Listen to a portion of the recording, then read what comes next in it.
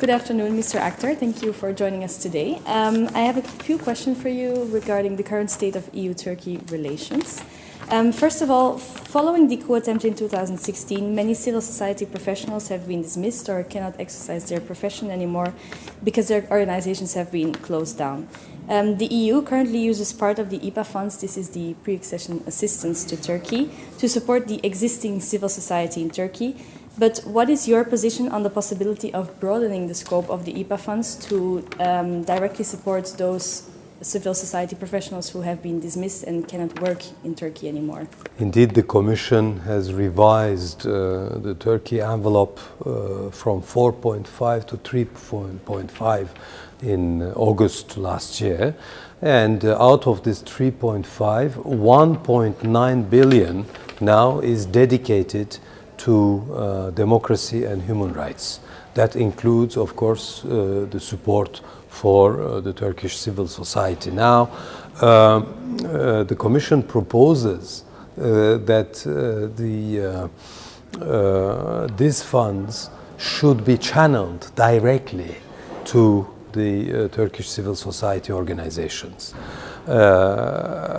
or through the so-called twinning programs with the member states' national organizations or bodies, or the international implementing partners of the European Union or the Commission. Now, the problem will be that any disbursement directly to these civil society organizations in Turkey will be almost impossible without the knowledge of the government.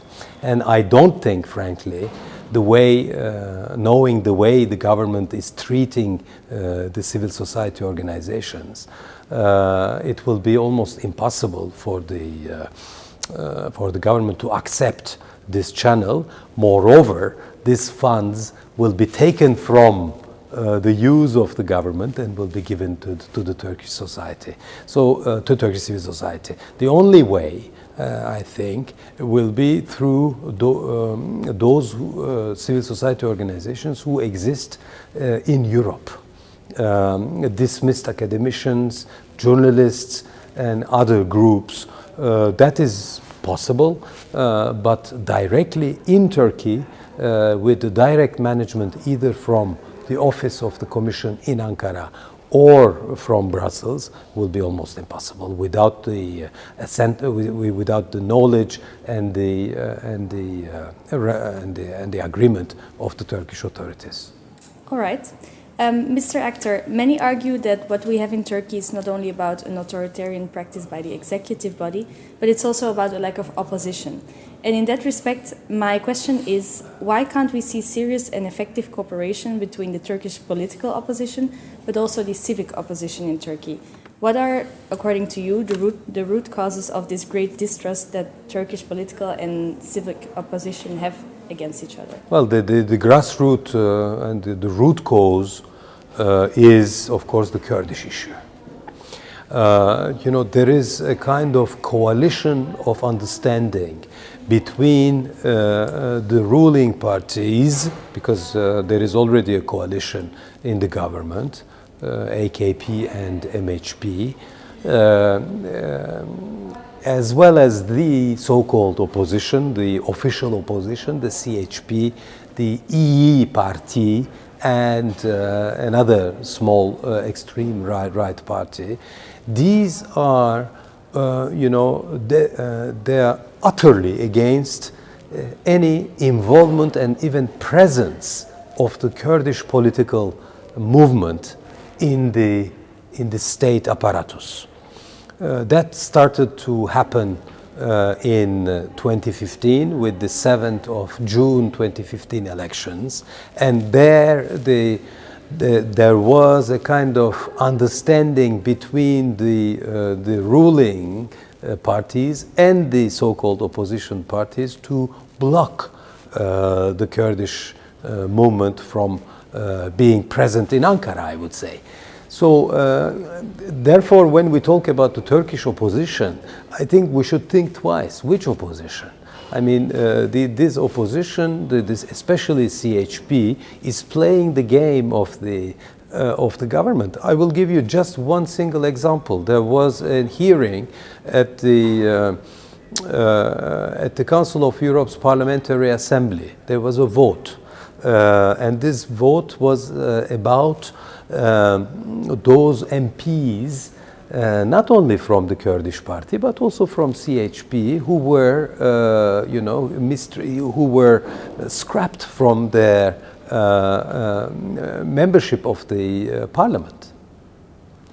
Well, at this vote, at the vote, the CHP, who had and still has MPs in jail, voted against this resolution because it was in connection mainly with the Kurdish MPs. So I think, officially speaking, it is very difficult to talk about an opposition in Turkey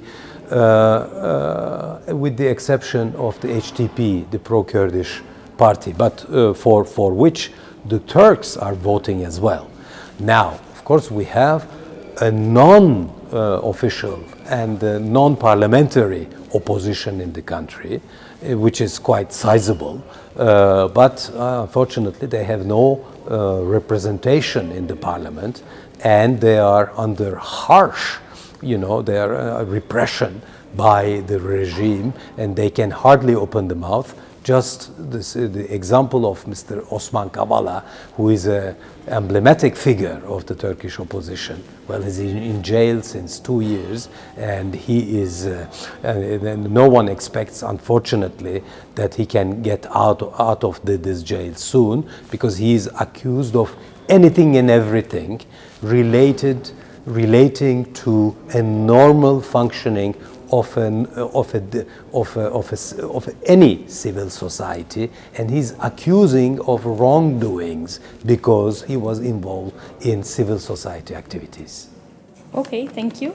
My last question regards the Turkish elections. So on 31st of March, local elections will be held in Turkey, and polls suggest that President Erdogan's ruling AK Party will lose votes to their far-right ally, the National Movement Party, MHP, as well as their main opponent, the Republican People's Party, the CHP. What are your prospects on the outcome of the coming elections? There is no chance whatsoever that we might see a change in the present political setup.